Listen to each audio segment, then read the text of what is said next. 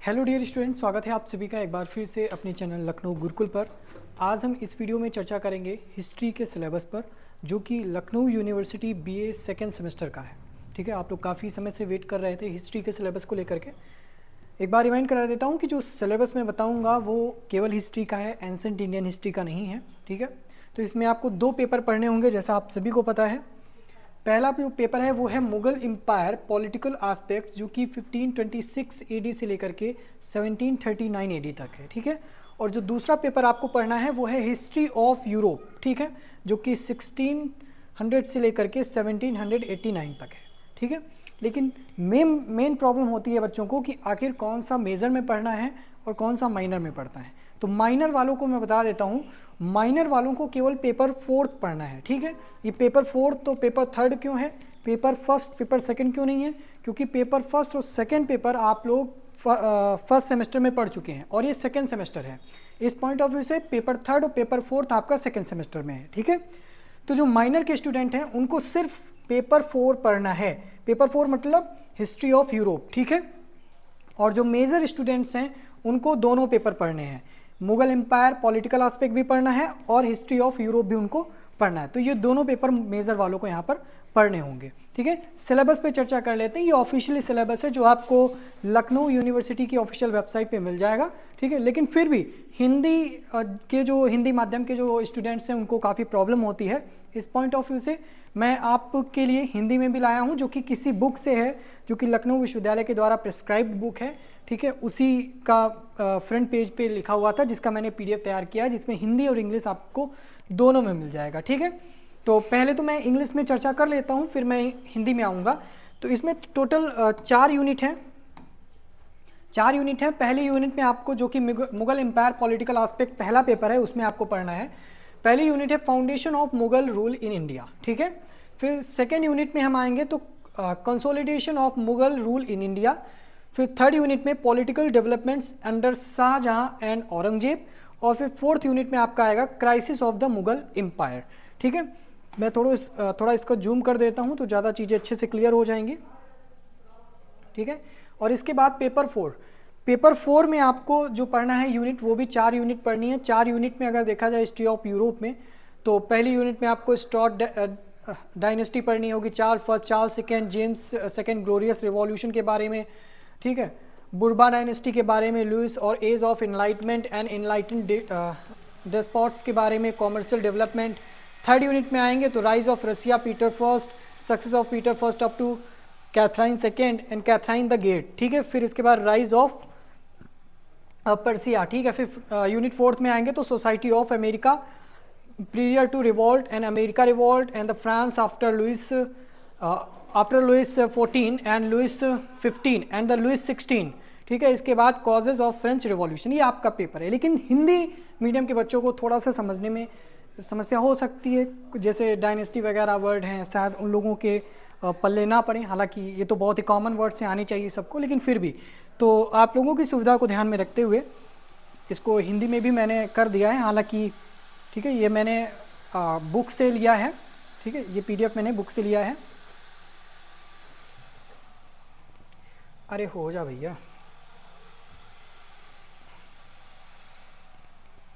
ये देखिए। ठीक है, तो हिंदी में भी इसको देख लेते हैं और इंग्लिश में भी लिखा हुआ है, तो आप दोनों के लिए आसान रहेगा। ठीक है, वो तो एक ऑफिशियल तौर पर था ये भी काफ़ी डिवाइड करके लिखा गया है। चीज़ें जो पॉइंट वाइज हैं वो भी क्लियर हैं। ठीक है, तो तृतीय प्रश्न पत्र में आपको मुगल साम्राज्य राजनीतिक पहलू, जो कि 1526 ईस्वी से लेकर के 1339 ईस्वी तक है। सिलेबस सेम है, कुछ भी चेंजेस नहीं है। ठीक है, इसमें तो थोड़ा आपको अच्छे से क्लियर किया गया है चीज़ें। ठीक है, जिसमें आपको बाबर के आक्रमण के समय भारत की राजनीतिक दशा, क्योंकि हिंदी में लिखा है तो चीज़ें अच्छे से क्लियर होंगी।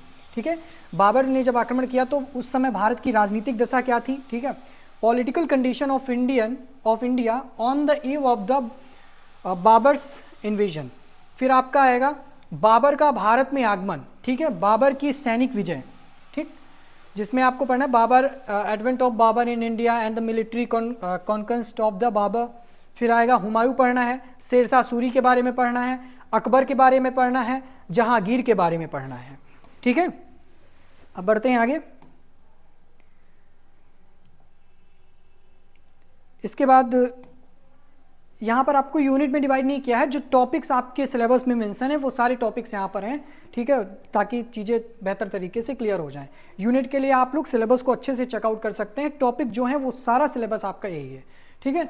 इसके बाद मैंने कहाँ तक बात की, जहांगीर अकबर तक, ठीक है। जहांगीर में नूरजहां की मुगल राजनीति में क्या भूमिका है, शाहजहां के बारे में पढ़ना है, उत्तराधिकार का युद्ध, इसके बारे में औरंगजेब, ठीक है। इसके बाद आएंगे मुगल साम्राज्य का पतन एवं विघटन, फिर नादिर शाह का अभियान, ठीक है।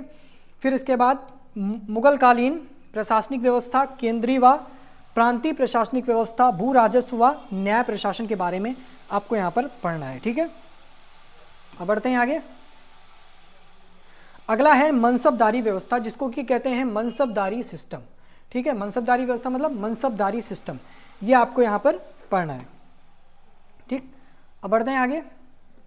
इसमें आपको पढ़ना है यूरोप का इतिहास, जो कि चतुर्थ प्रश्न पत्र है, 1600 ईस्वी से लेकर के 1789 ईस्वी तक, ठीक है।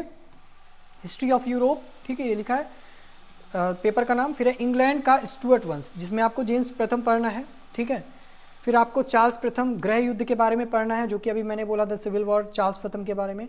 क्रॉमवेल के बारे में पढ़ना है, चार्ल्स द्वितीय के बारे में पढ़ना है आपको, जेम्स द्वितीय के बारे में जिसका वैभवपूर्ण क्रांति थी उसके बारे में पढ़ना है आपको। फ्रांस का जो बूरबा वंश है उसके बारे में पढ़ना है, द बूरबा डायनेस्टी फ्रांस, ठीक है। इसके बाद आपको लुई 14वें के बारे में पढ़ना है, ठीक है, लुई 14 जिसे कहते हैं। फिर इसके बाद बढ़ते हैं,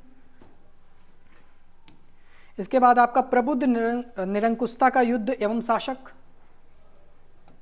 ठीक है, प्रबुद्ध निरंकुशता का युग एवं शासक, the age of enlightenment and the enlightened despots. फिर व्यापारिक विकास, कॉमर्शियल डेवलपमेंट। फिर है रूस का उत्थान, पीटर एंड कैथराइन के बारे में पढ़ना है, रूस के उत्थान में पीटर कैथराइन का क्या योगदान था, ये सारी चीज़ें।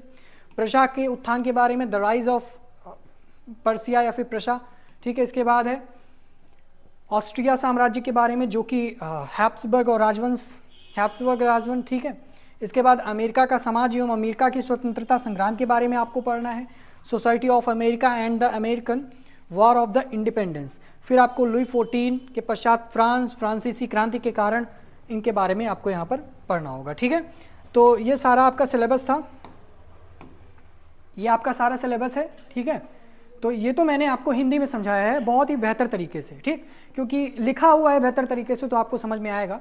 यहाँ पे यूनिट वाइज नहीं मिलेगा, लेकिन फिलहाल जो आपका सिलेबस है, जो भी आपका सिलेबस है वो सारा सिलेबस आपको यहाँ पर अवेलेबल है, ठीक है। ये मत सोचिएगा कि यूनिट वाइज नहीं दिया है तो हो सकता है सिलेबस अलग हो। यूनिट आप लोग यहाँ से चेकआउट कर सकते हैं कि किस यूनिट में आपका क्या आ रहा है, ठीक है। तो ये पहली यूनिट है जिसमें मैंने आपको पॉइंट्स बता दी थी यूनिट का। इसका थोड़ा सा इंग्लिश देख लेते हैं वर्जन तो ज़्यादा सही रहेगा, क्योंकि इंग्लिश वाले भी काफ़ी हैं। तो फाउंडेशन ऑफ मुगल, इसमें आपको advent of Babur in India, military consequence of Babur, Humayun के बारे में, rise of Sher Shah and his successors, consolidation of Mughal rule India में आपको अकबर के बारे में पढ़ना है, ठीक है। एक्सपेंसेस ऑफ मुगल्स एम्पायर के बारे में, जहांगीर के बारे में जो कि पॉलिटिकल डेवलपमेंट्स को बताएगा। पॉलिटिकल डेवलपमेंट्स में अगर आप देखेंगे तो अंदर शाहजहां के बारे में क्या होगा, औरंगजेब के बारे में जिसमें शाहजहां, फॉरेन पॉलिसी के बारे में, वॉर ऑफ सक्सेशन के बारे में, एसेशन ऑफ औरंगजेब के बारे में, कॉन्स्टिट्यूट एंड एक्सपेंशंस के बारे में। फिर इसके बाद क्राइसिस ऑफ मुगल एम्पायर, ठीक है, जिसमें आपको rise of the Marathas under Shivaji के बारे में पढ़ना है, Aurangzeb's relations with the Marathas के बारे में पढ़ना है, और decline of the Mughal empire. ये आपका पूरा सिलेबस है जो कि मैंने आपको बताया है, क्योंकि हिंदी मीडियम वाले बच्चे काफ़ी डिमांड करते हैं कि सर मेरे को हिंदी में नहीं मिलता है सिलेबस, हिंदी में भी समझना है। ऑफिशियल वेबसाइट पे जाते हैं तो आपको इंग्लिश में ही सिर्फ मिलता है, ठीक है।